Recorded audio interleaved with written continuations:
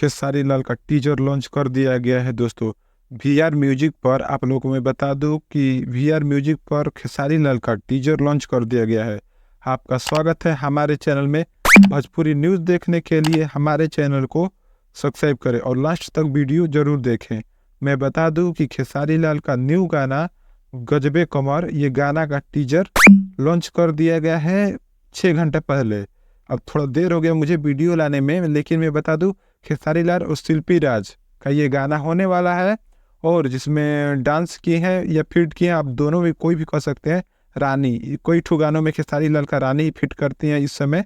और इसका अभी 6 घंटे के अंदर टीजर पर 80,000 व्यू गया है और 22,000 लाइक। इसका मतलब लग रहा है कि ये गाना इस बार बहुत शानदार चलने वाला है। खेसारी लाल का ये वाला गाना गजबे कमर, ये गाना लग रहा है कि आएगा तो बहुत शानदार चलने वाला है।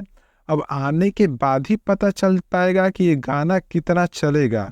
ये आप लोग पर डिपेंड करेगा कि आप लोग कितना देखते हैं, कितना प्यार देते हैं इस गाने को, कैसा है। वैसे तो शूटिंग शूटिंग बहुत शानदार हुआ है इसमें, लेकिन आप लोग देख पाइएगा कि इस गाने का कैसा शूटिंग है, या हाई लेवल है या लो लेवल है, या कैसा इसका शूटिंग किया गया है इस गाने का।